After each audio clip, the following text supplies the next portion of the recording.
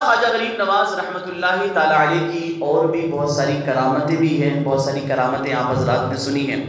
ایک بار اورنگزیب عالمگیر بادشاہ سلطان الہند خواجہ غریب نواز رحمۃ اللہ تعالی علیہ کے مزار پر حاضر ہوئے۔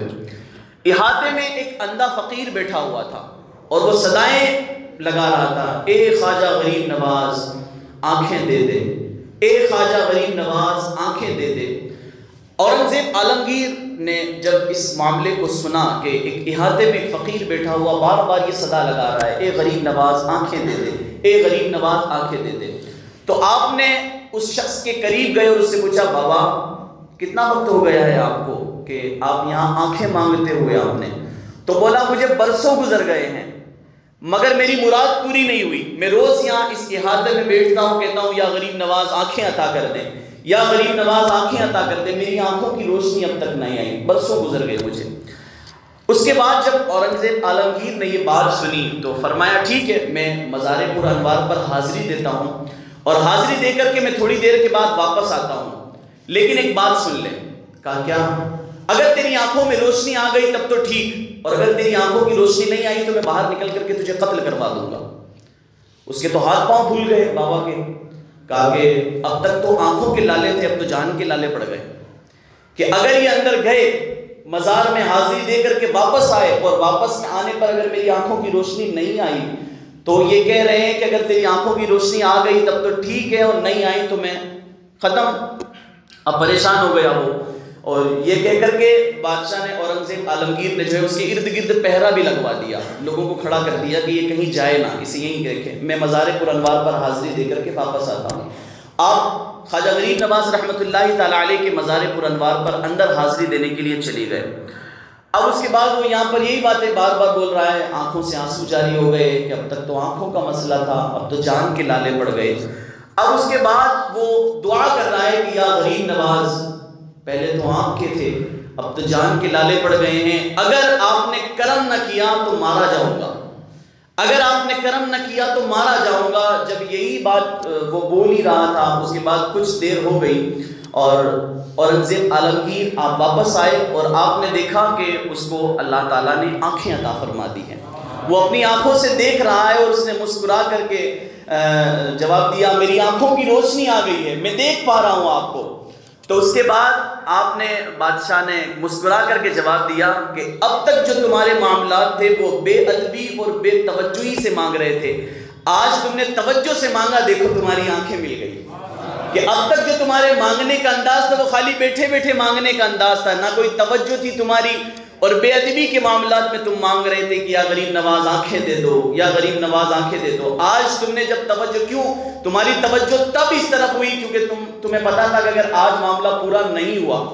آج اگر معاملہ پورا نہیں ہوا تو مارا جاؤں گا۔ اب جب یہ دل میں خیال آ گیا تھا کہ بادشاہ نے حکم دے دیا اور اس کی تعمیل تو ہونی ہی ہونی ہے، پہرا بھی لگا دیا گیا، جب توجہ سے تم نے مانگا تو دیکھو خواجہ غریب نواز خدا کے حکم سے تمہیں آنکھیں عطا کر دی۔ اور اس کے بعد جو ہے دیکھا کہ معاملہ، اب یہاں پر کسی کے ذہن میں سوال آئے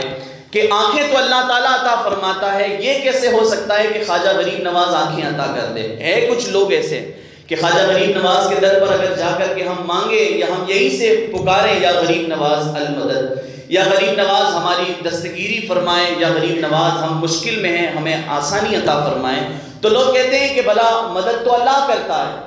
تم خواجہ غریب نواز سے کیوں مانگتے ہو؟ تو ہو سکتا ہے کسی کے ذہن میں سوال آئے کہ آنکھیں تو اللہ تعالیٰ عطا فرماتا ہے، خواجہ یہ لوگ کیسے عطا فرماتے ہیں؟ تو یقیناً یہ بات حق ہے کہ سب کچھ اللہ تعالیٰ ہی عطا فرماتا ہے،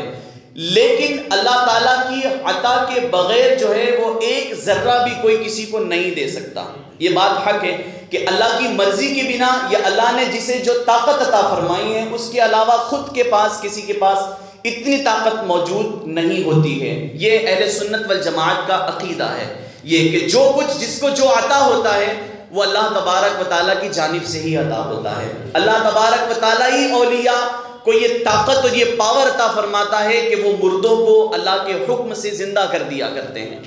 کہ وہ قم بإذن اللہ اگر کہہ دے اللہ کے حکم سے زندہ ہو جا، تو بھلا آپ بتاؤ کہ اس میں زندہ تو کرنا اللہ کا ہی ہوا، لیکن پاور اپنے محبوب بندوں کو اللہ نے عطا فرما کہ جب وہ یہ معاملات کرتے ہیں تو اس کے بعد تو اسی طریقے سے اس شخص نے خواجہ غریب نواز سے آنکھیں مانگی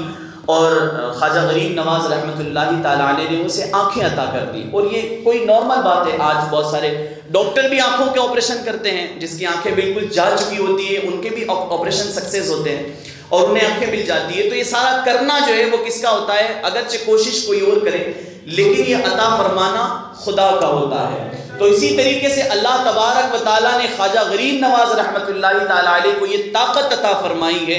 یہ قوت عطا فرمائی ہے کہ اگر کوئی شخص ہندوستان کی سرزمین پر کہیں سے بھی اگر وہ پکارے یا غریب نواز کرم فرما دے تو خواجہ غریب نواز کرم فرما دیتے ہیں. بندہ کہیں بھی جا کر کے اگر اجمیر معلیٰ جا کر کے حاضر ہو جائے اور وہاں دربار میں حاضر ہو کر کے دعا کر دے سچے یقین کے ساتھ، دل کے ساتھ اور ادب کے دائرے میں رہ کر کے، تو یقیناً خواجہ غریب نواز رحمۃ اللہ تعالیٰ علیہ اسے وہ عطا فرما دیا کرتے ہیں. کئی سارے ایسے لوگ ہیں جو ایک بار جاتے ہیں، کچھ طلب کرتے ہیں یقین کامل کے ساتھ اور پہلی بار ان کی جھولیاں بھر جاتی ہیں. کئی سارے ایسے ہیں کہ سالوں انتظار کرتے ہیں، نہیں ہوتا ہے. تو جو لوگ بار بار اجمیر معلیٰ حاضر ہوتے ہیں، اگر کسی وجہ سے ان کی دعا قبول نہیں ہوتی ہے تو وہ ہم اپنے اندر کوئی کمی تلاش کریں، کیونکہ ان کی پاور تو برحق ہے اور وہ سب کو عطا فرماتے ہیں. ہزاروں لاکھوں لوگوں کا مجمع ان کی بارگاہ میں حاضر ہوتا ہے اور ایک بار میں ہزاروں دعائیں ایک ساتھ سنتے ہیں، کیونکہ کان ان کے ہیں، سننا خدا کا ہو گیا ہے.